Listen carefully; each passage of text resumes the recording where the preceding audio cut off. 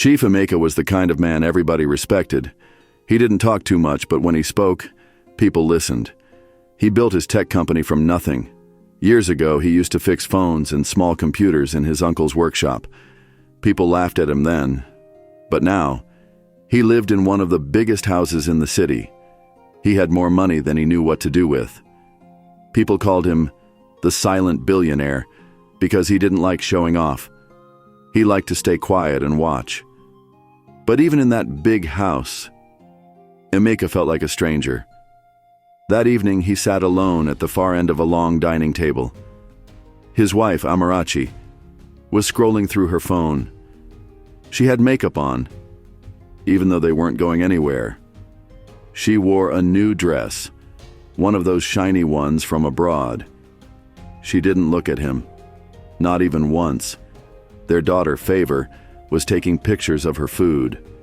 She held her phone high above her plate, changing angles like she was a movie director.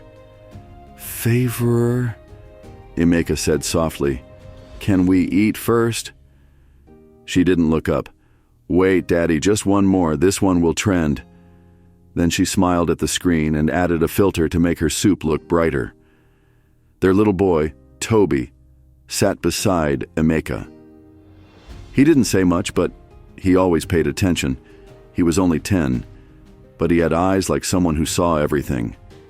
He looked up at his father and whispered, "Daddy, are you okay?"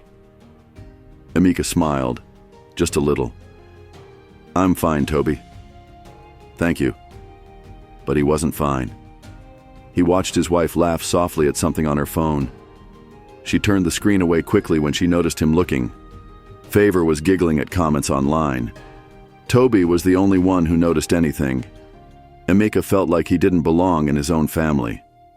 After dinner, everyone went their separate ways. Favor rushed upstairs, probably to do another live video. Amarachi went to the balcony to take a call. Amea sat on the couch, staring at the wall. The house was quiet, but not the peaceful kind of quiet. It was the kind that felt heavy. He picked up his phone and called Benson, his assistant and oldest friend. The phone rang once, before Benson answered.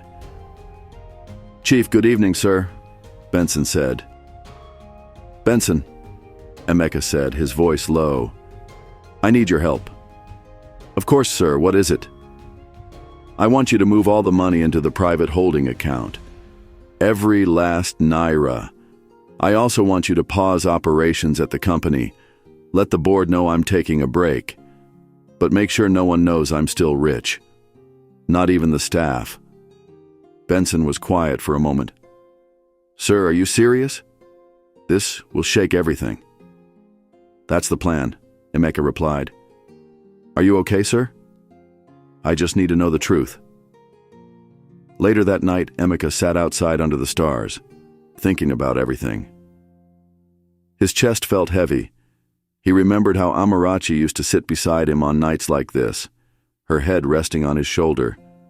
Now, she didn't even look at him unless he was handing her a credit card. He remembered when Favor was a little girl, running to him every evening shouting, "Daddy's home!" Now she only called him when she needed money for something. Only Toby still treated him the same. He closed his eyes and sighed deeply. The next morning, Amea woke up early. He didn't sleep much. He wore simple clothes, jeans and a plain shirt. He went around the house, making sure everyone was awake. Amarachi came down the stairs wearing a silk robe. She looked annoyed. "Why are we all up so early?" she asked. Favor dragged her feet behind her, holding her phone in one hand. "Dad, can't this wait? I'm tired." Toby was already dressed and standing beside his dad. Amea stood in the middle of the living room and looked at them. "I have something to say. Please, just listen." They all looked at him. Amarachi crossed her arms. Favor sat on the armrest of a chair, still scrolling on her phone. Amea took a deep breath. "We've lost everything." The room went still. Amarachi frowned. "What do you mean, everything?" I mean, the company is gone. The business crashed. The banks froze our accounts. We have no money left, no staff, nothing. Favor let out a loud laugh. Wait, is this one of those prank shows? Are there hidden cameras? Emeka shook his head. No prank. This is real. Amarachi's eyes widened. How can you lose everything just like that? Are you that careless? I tried, Emeka said quietly, but it happened too fast.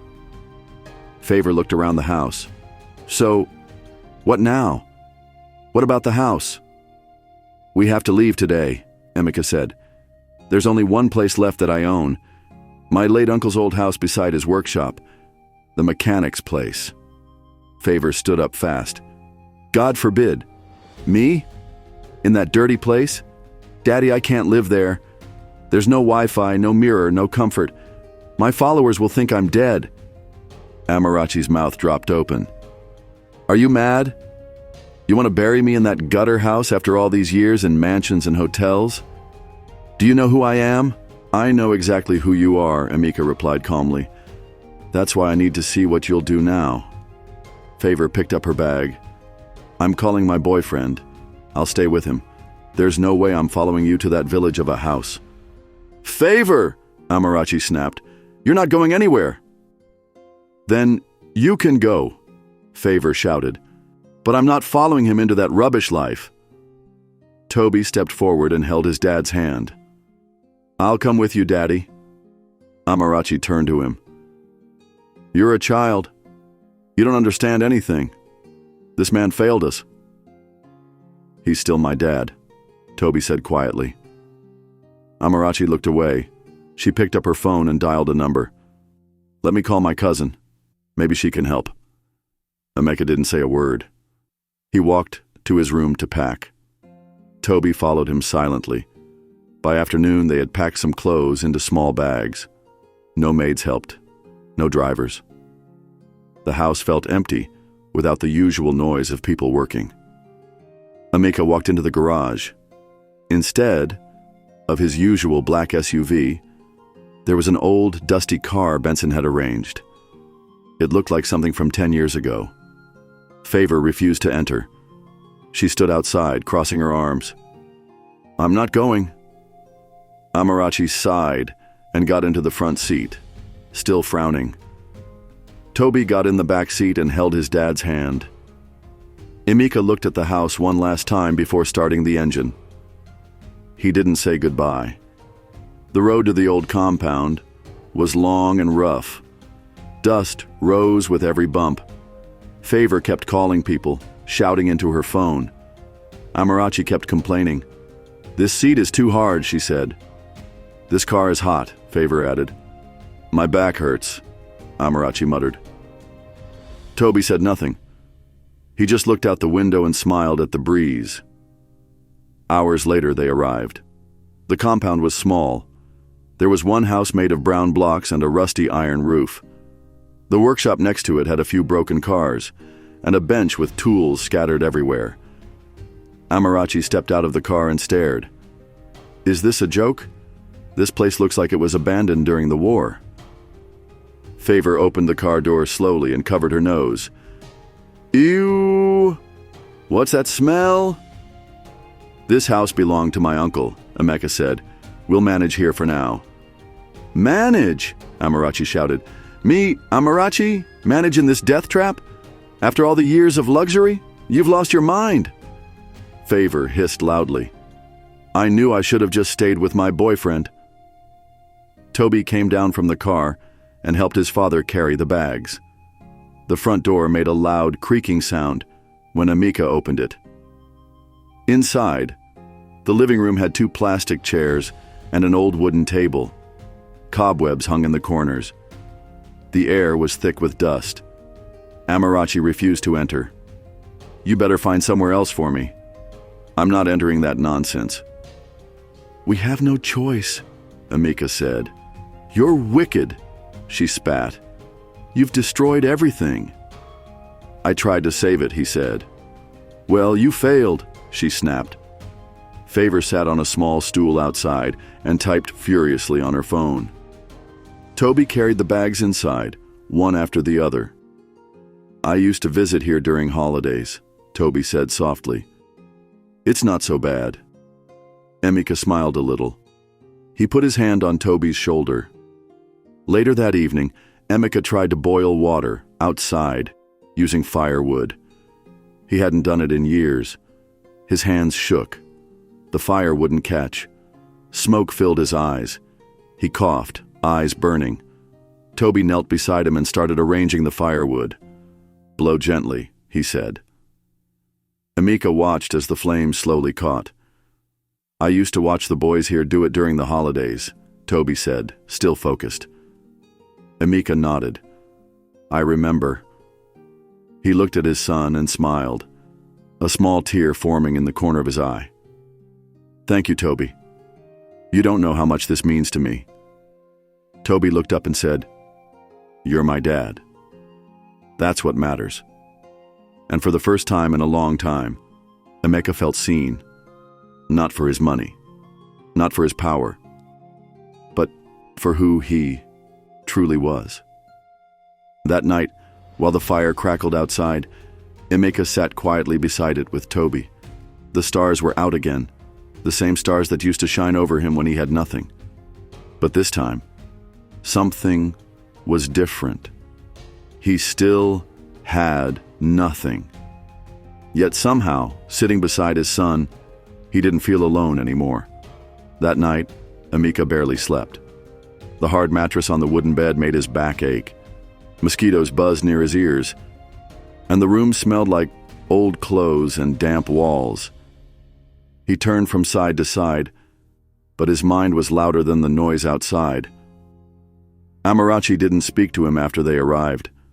She stayed in one corner of the house, arms folded, eyes full of anger.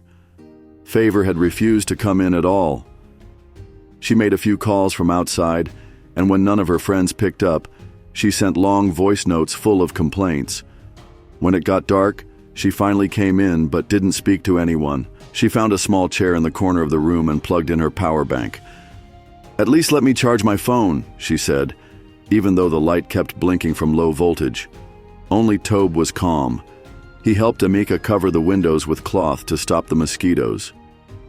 He even wiped the dusty table with an old rag they found in a bag. Before sleeping, he said, "Good night, Daddy," and lay on a mat beside the bed. When the morning came, the house felt quiet again. Not the peaceful kind, just the kind that made everything feel heavy. Emeka stretched and sat up. His back cracked a little, and he winced. He looked down at Toby, who was still asleep, his little arms wrapped around a faded teddy bear he found in the room. Emeka stood up slowly and walked outside. The sun wasn't up yet, but the sky was turning gray. He picked up a small kettle and walked down the path to the backyard tap. It was rusty, and the water came out slowly, but it was enough. He washed his face and sighed. When he came back inside, Amarachi was standing in the middle of the room, arms crossed. She had on one of her fancy wrappers, though the setting didn't match her look. "So, this is how you want us to live now?" she asked. Emeka wiped his face with a towel. "It's just for now. We'll manage," she hissed. "Don't use that word with me." "Manage? Me? In this place? This isn't life. It's punishment." "It's not punishment, it's a chance to breathe. A chance to see clearly." She rolled her eyes. "Clearly? You must be joking. You should have told me this earlier. I would have made better plans." "What plans?" Amarachi didn't answer. She walked outside, pulling her shawl over her head. Toby yawned from his mat. "Is it morning already?" Emeka smiled. "Yes, son. Let's see what we can cook." They went outside to the small kitchen space behind the house. It was just 3 stones and some old firewood. Toby ran off and came back with dry sticks. Emeka tried to set up the fire, but the matchbox was wet. "Use this," Toby said, handing him a small lighter he found in the shed. They finally got the fire going. Smoke rose into the air, and Toby coughed a little. Amika placed a small pot on the fire and added water. "We'll boil yam this morning. It's all we have." Favor finally came out, rubbing her eyes. "This smoke is choking me," she shouted. "Why are we doing all this by ourselves? Where's the cook?" Ameka looked at her calmly. "There's no cook here, just us." "Then I'm not eating," she snapped. "I'll just order something." "With what money?" Amika asked. Favor paused. "I have data. I'll talk to someone." Amarachi came back, talking on the phone. Her voice was low, but Amika could hear some of it. "No, I can't come now. He's watching me." "Yes, the place is horrible. Flies everywhere." "Okay, call me later." Emeka didn't say anything. He just kept stirring the pot. Later in the afternoon, they sat on the small bench in front of the house. Amarachi didn't eat. Favor pushed her food away after one bite. "It's too plain," she said. Only Toby ate quietly beside his father. "It tastes okay to me, Daddy," he said. "I'm glad you like it." Suddenly, Amarachi stood up. "I need to go out." "Where?" Emeka asked. "Just out. I need fresh air." He nodded slowly. "Okay, be careful." She picked up her bag and walked away quickly, her high heels clicking on the cement path. Toby watched her. "Where's Mummy going?" "I don't know," Emeka said softly. Later that evening, Amarachi returned with a small shopping bag. She didn't say where she went. She didn't greet anyone. She just walked straight into the room and shut the door. The next few days were the same. Every morning, Emeka and Toby woke up early to clean the compound, fetch water, and cook. They sat on the floor to eat. Favor spent her time complaining about the heat, the noise, and the lack of internet. "This place is ruining my life," she shouted one afternoon. "Do you even know I've lost followers because of this nonsense? I haven't posted in days." Amarachi barely spoke. She always wore nice clothes, even though they were in a small house. She always had somewhere to go. She would walk out with her bag and come back late. Amika started noticing things. Once, he saw her smiling at her phone screen while dressing up. When she saw him looking, she quickly turned off the phone. Another time, she received a call and walked far from the house to answer it. Amika followed quietly. He stayed behind the shed and listened. "Yes, baby," she said. "I'll be done soon. This place is disgusting. I just need him to get tired and give up. Then I'll come back to you." Amika closed his eyes. His chest tightened. He didn't move. He just stood there hearing every word. "No, he has no idea. He thinks I'm suffering. Please. That man is too soft." Amika slowly walked back to the house. He didn't say a word. That night he sat outside alone. Tobe joined him. "Are you sad again, Daddy?" Emeka looked up at the stars. "A little? Why?" "Because sometimes people we love forget how to love us back." Toby leaned on his shoulder. "I love you, Daddy." Emeka wrapped his arm around him. "I know, son. I know." The next day, Amarachi dressed up again. This time, she wore perfume. Her face was fully made up. "Going out again?" Emeka asked. "Of course," she said. "Or do you want me to sit here and rot? Do you want me to drop you off somewhere?" "No," she said quickly. "I already called a ride." Emeka watched her walk away. Her bag was shiny. Her phone buzzed, and she smiled as she read the message. After she left, Emeka picked up his phone and called Benson. "I think I've seen enough," he said. "Is it time, sir?" "Not yet. Let's wait a little more." Toby ran into the house holding a lizard. "Daddy, look!" Emeka laughed. "Where did you find that?" "By the wall. It ran fast, but I caught it." "Put it down before your sister faints," Amika joked. Favor walked out at that moment and screamed, "Is that a lizard?" You people want to kill me in this place." Toby dropped it and laughed. Sorry. The moment passed with a small smile, but Emeka's heart was heavy again. Later in the week, Amarachi came home late. She looked tired. Her makeup was smudged. She didn't speak to anyone. She dropped her bag and went straight to bed. Ameka waited until morning before speaking. "Where were you yesterday?" he asked.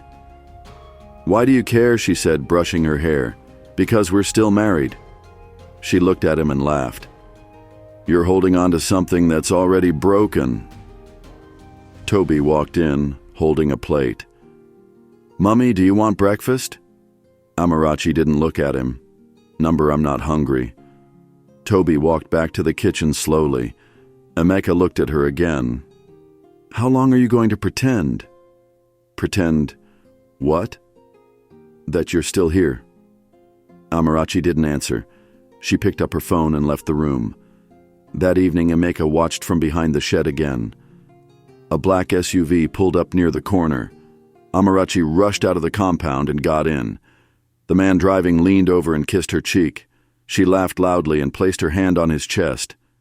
Ameka stood there, hidden, his heart pounding. He didn't cry. He didn't shout. He just turned around and walked back to the house. Inside, Toby was drawing on a small notepad. He looked up. "Daddy, are you okay?" Ameka nodded. "Yes, son. Everything is just fine." But nothing was fine. And deep down, he knew something worse was coming. It had been almost 2 weeks since Ameka brought his family to the mechanic's house. Every day felt like a test. Every night felt like a long, heavy silence. The house was too small for the four of them, yet somehow everyone felt far from each other. Amarachi had stopped talking to Ameka completely. She acted like he wasn't even in the room. When she needed something, she spoke to Toby. Not once did she ask if Ameka was okay. She didn't even ask if there was food. Favor had already found a way to leave. One afternoon, she called Ameka aside. "Daddy," she said, standing by the front door, holding her small bag. "Yes, Favor," he replied. "I can't stay here anymore," she said. "This place is killing me." Ameka looked at her. "Where will you go?" "My boyfriend said I can stay with his family. They have AC, Wi-Fi, and a real bathroom." "And what about your family here?" "I can't suffer for people who won't suffer for me," she replied. "Let's be honest. We're not even a family anymore." Ameka didn't say anything. He stepped aside and watched her walk out of the compound. She didn't look back. She didn't even say goodbye to her mother or brother. Toby stood behind the curtain, watching everything. When Ameka turned, Toby asked, "Is she coming back?" Ameka rubbed his head. "I don't know, son." That evening, Ameka sat alone in front of the house. The sky was turning orange. He could hear the birds singing, but it didn't calm him. Amarachi came out dressed in a tight dress, full makeup and high heels. "Are you going out again?" Ameka asked. "Yes," she said, without looking at him. "Where to?" "To find a better life," she snapped.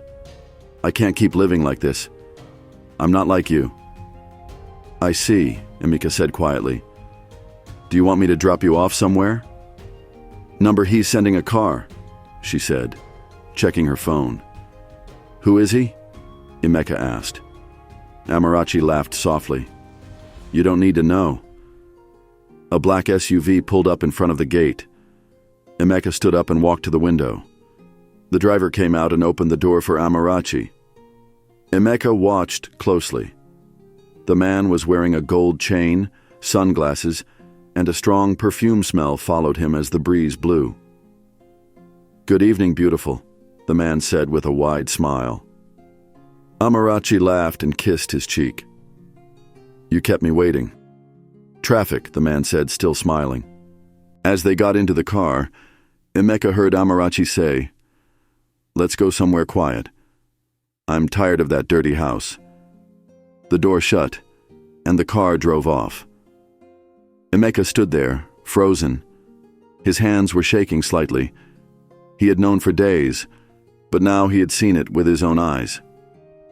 He walked back into the house, sat down, and stared at the floor. Toby came and sat beside him. "Did Mummy leave again?" "Yes," Amea replied. "Was that man her friend?" "I think he's more than that," Amea said, trying to keep his voice steady. Toby held his father's hand. "Don't worry, Daddy. I'm still here." "I know, son. Thank you."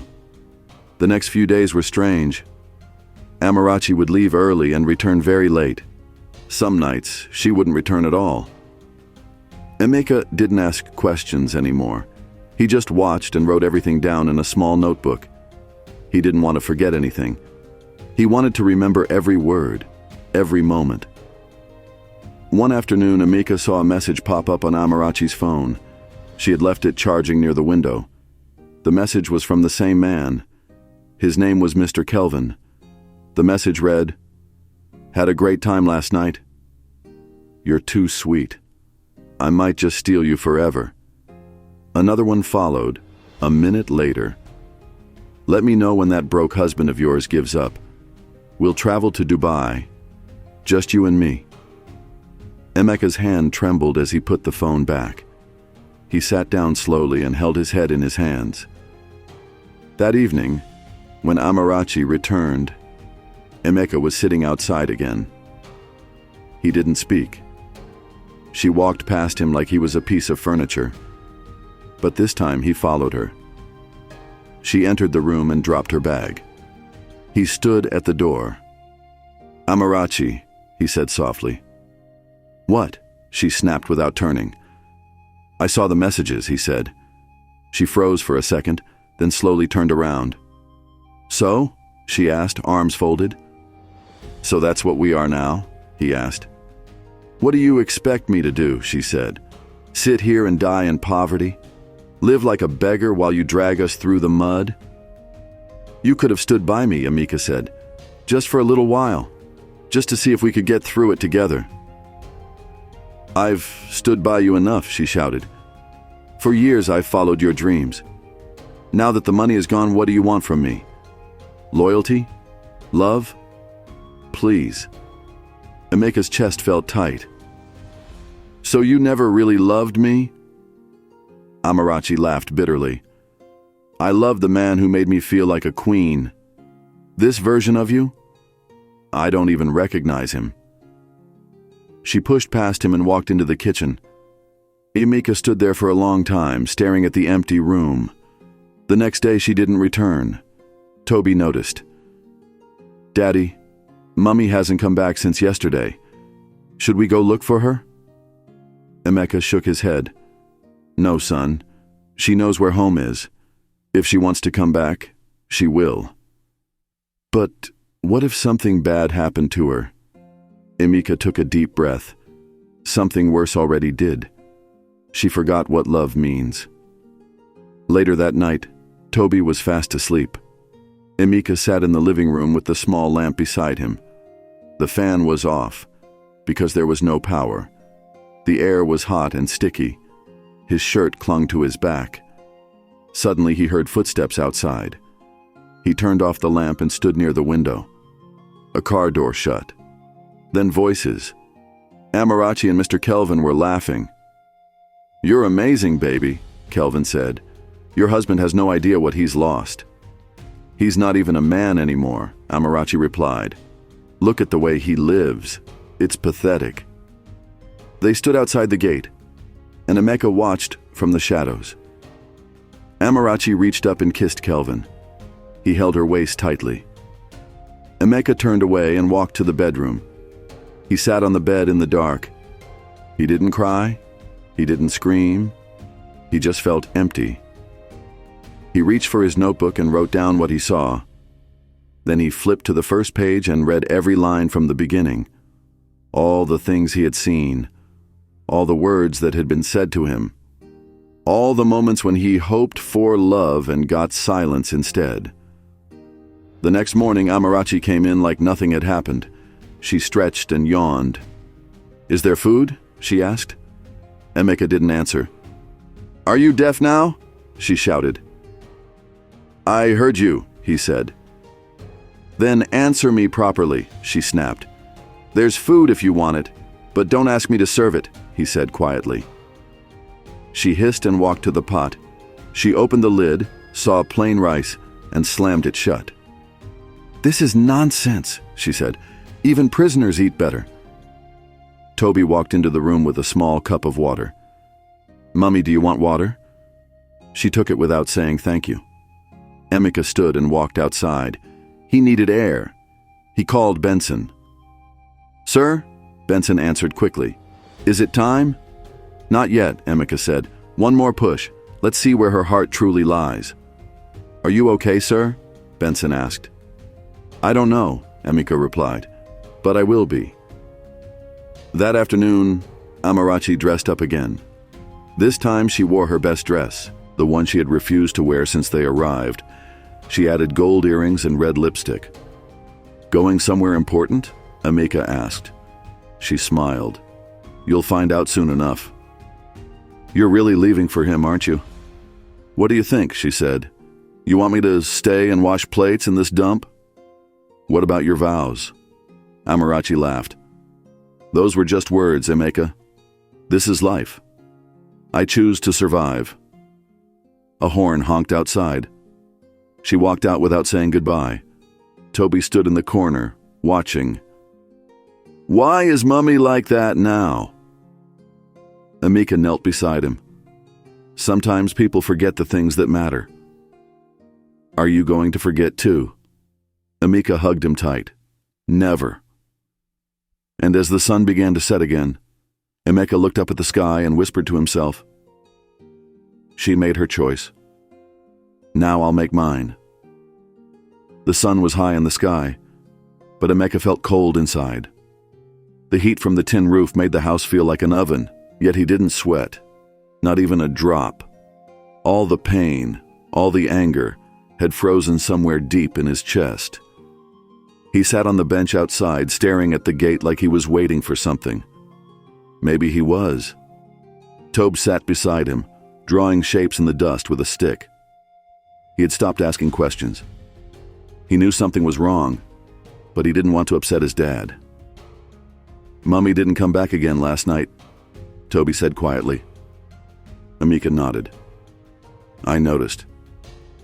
Is she going to live with that man now?" Amea looked at his son. Tobe's eyes were too sharp for his age, too full of truth. "She might," Amea said. "Some people don't know what they have until they lose it." "Do you think she loves him?" Amea didn't answer at first. He looked up at the sky. A bird flew by, free and light, with nothing holding it back. "I don't know what she feels, son," he finally said. "But I know how she treats us. And love doesn't look like that." Toby nodded slowly. "I still love her." Amea placed a hand on his shoulder. "So do I." That afternoon, Benson called. Amea walked far from the house to answer. "Chief," Benson said quickly, "the board wants to know when you're coming back." "Soon," Amea said. "Very soon. I already moved your schedule around. The company is ready for your return, and the staff is asking questions." "Don't say anything yet," Amea replied. "Not until I give the word." "Understood. Sir, are you okay? You sound tired." "I am tired, Benson. Tired of pretending. Tired of hoping. But it's almost over. Should I come pick you up?" "No," Amea said. "I want to finish this myself." Later that evening, Amea cooked dinner again. Just plain rice and stew. He and Toby sat on the floor and ate together. "You're getting better at this, Daddy," Toby said, chewing happily. Amea chuckled. "Maybe I should open a restaurant," Toby laughed. "I'll be the waiter." The laughter filled the small room like sunlight. But the joy didn't last long. The door slammed open. Amarachi stumbled in. Her dress was wrinkled, her makeup was smudged. She looked like someone who'd been running or crying, or both.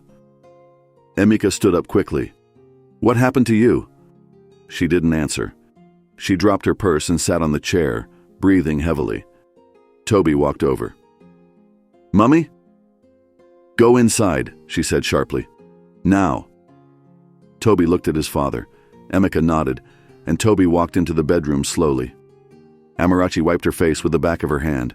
Her hands were shaking. Emeka stepped closer.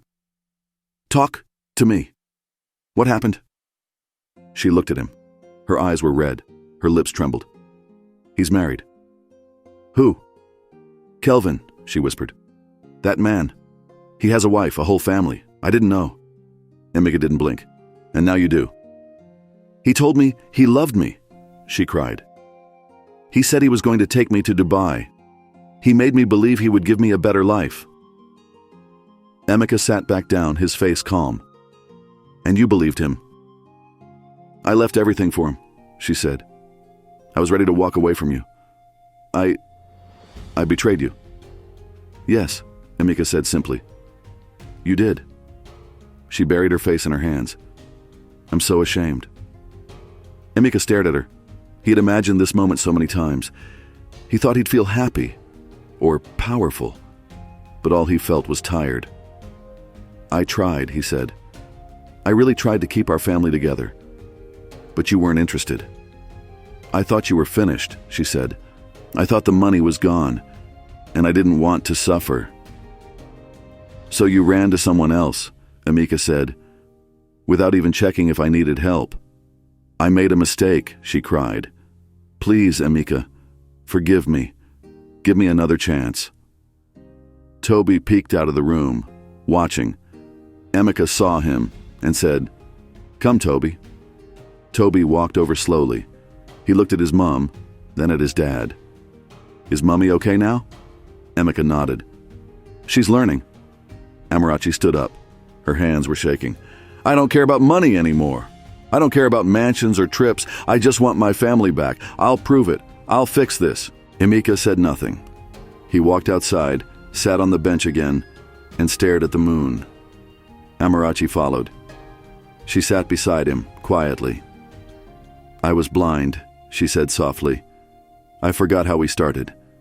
I forgot how much you love me." Emeka turned to her. "Do you know why I brought us here?" She nodded slowly. "To test us. To see who really cared." "And what did you show me?" She began to cry again. "That I failed." Emeka looked at her. "You didn't just fail. You broke something, and I don't know if it can be fixed." She reached for his hand. "Let me try." He pulled his hand away gently. "It's not that easy." Toby came out and sat between them. He looked at both of them. "Can we just be happy again?" Neither of them answered. The silence said everything. That night, Emeka didn't sleep. He lay awake, staring at the ceiling. Amarachi slept on the floor mat, far from the bed. The next morning, she woke up early.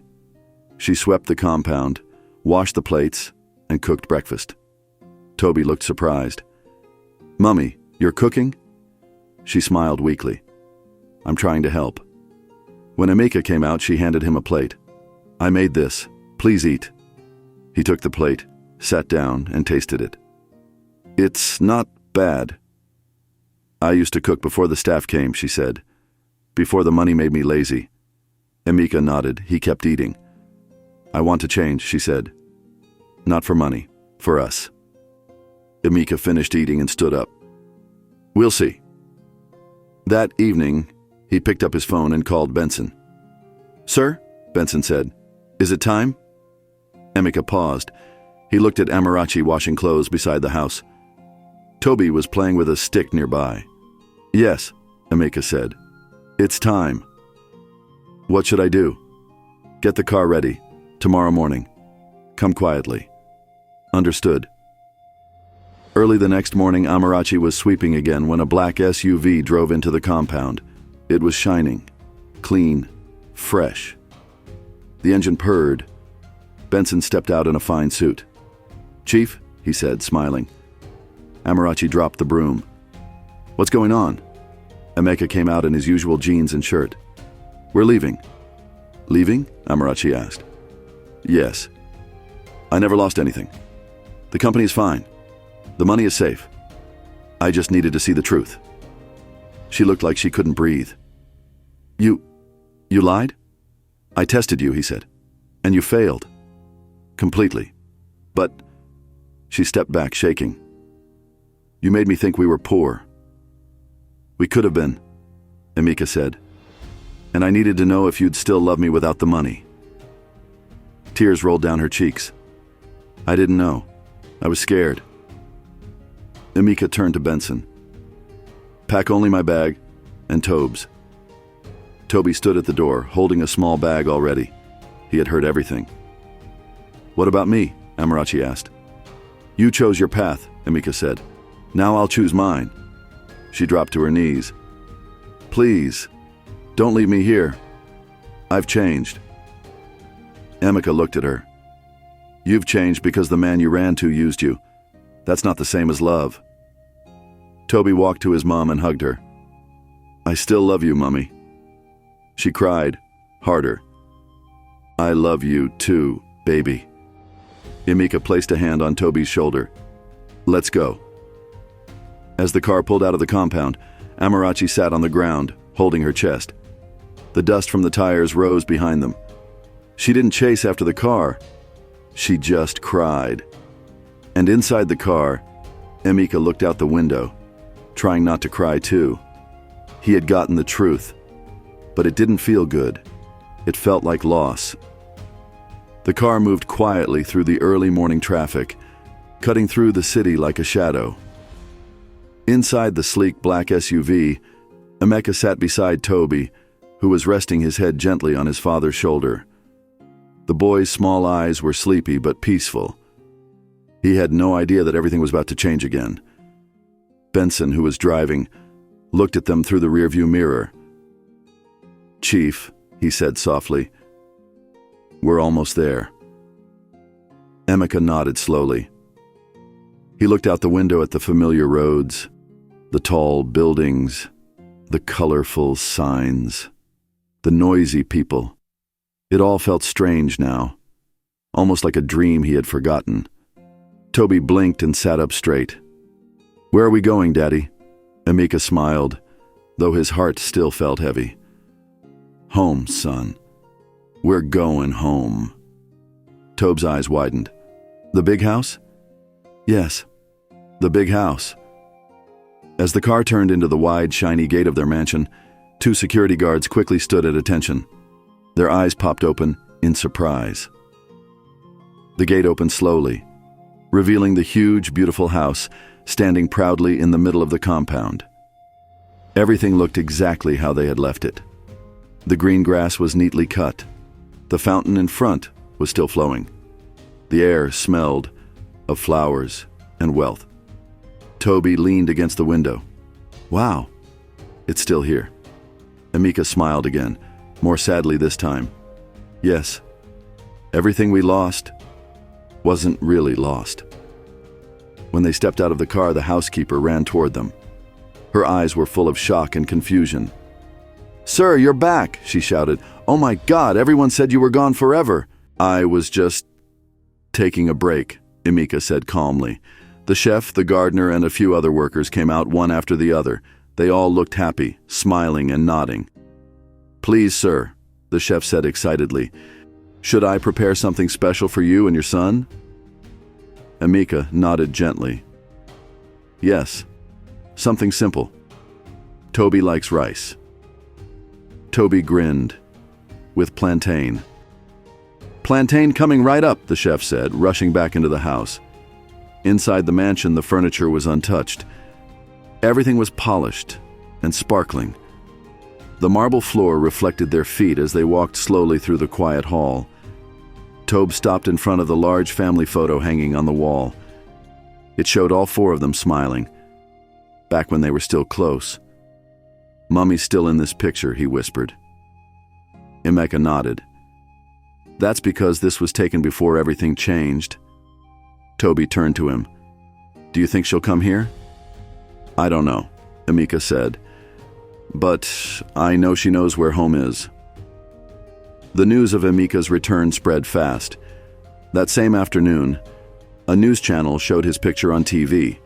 The headline said, Chief Amika returns. He was never broke. Phones started ringing.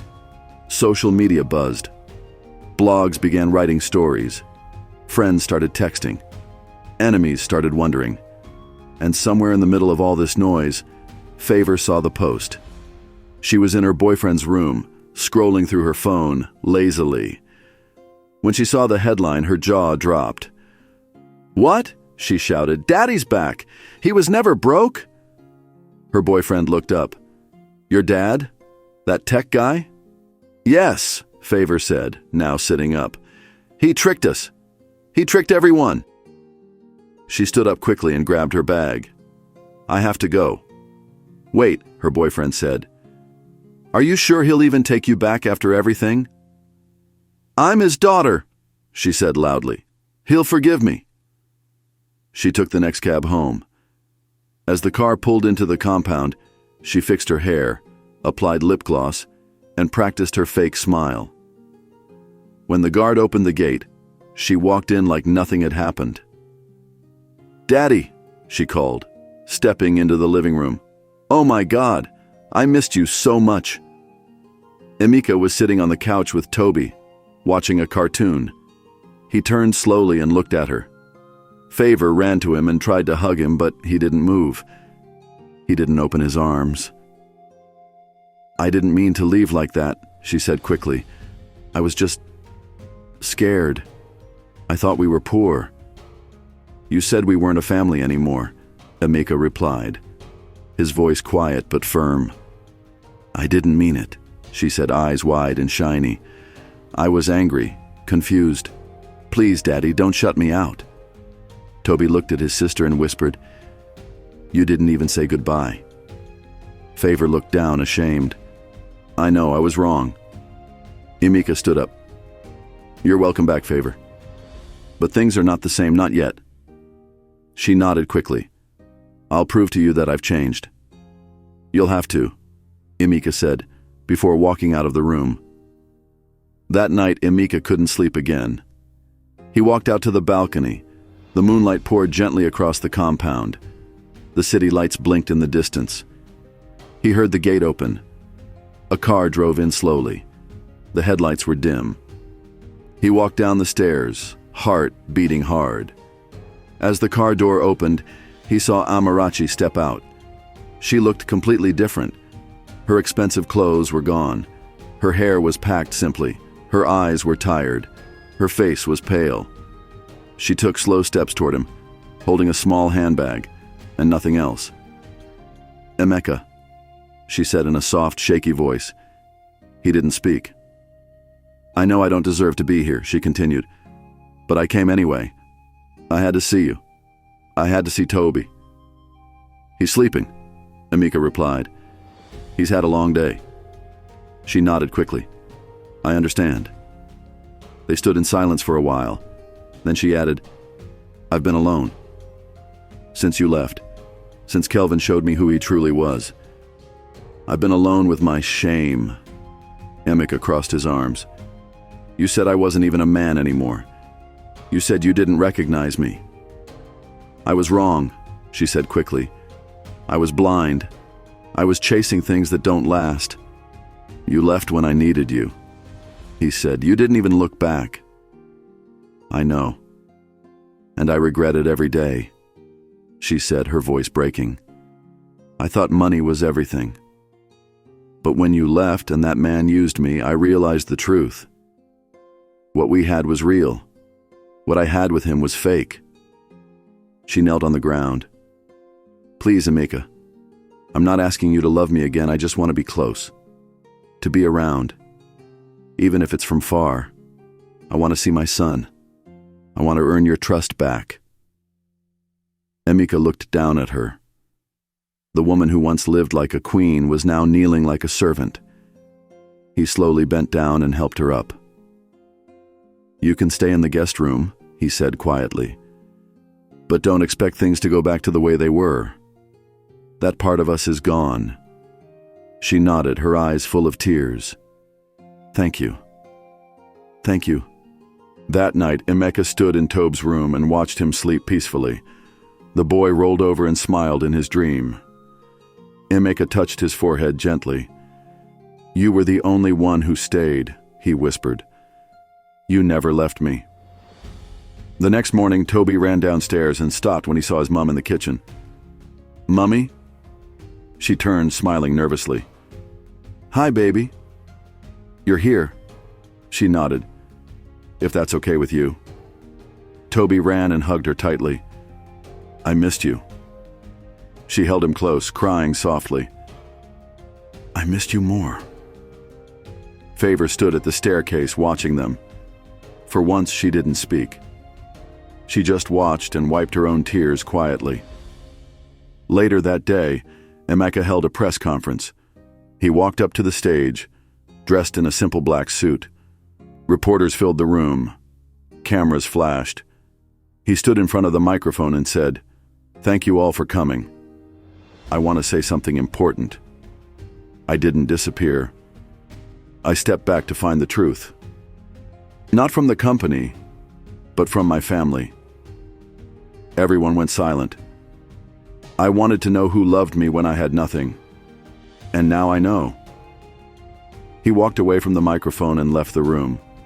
The press had never seen him so serious, so calm, so honest. Back at home, Amea sat in his study with Toby beside him. Toby looked up. "Daddy, are you happy now?" Amea paused, thinking carefully. "I'm still hurt," he said, "but I'm proud of myself. I did what I needed to do, and now I can move forward." Toby smiled. "I'm proud of you too." Amea hugged his son tightly. His eyes closed slowly, and for the first time in a long time, he felt peace. Thanks for watching. If you enjoyed this story, please leave a like and subscribe. Here is another interesting story to watch. Click to watch now.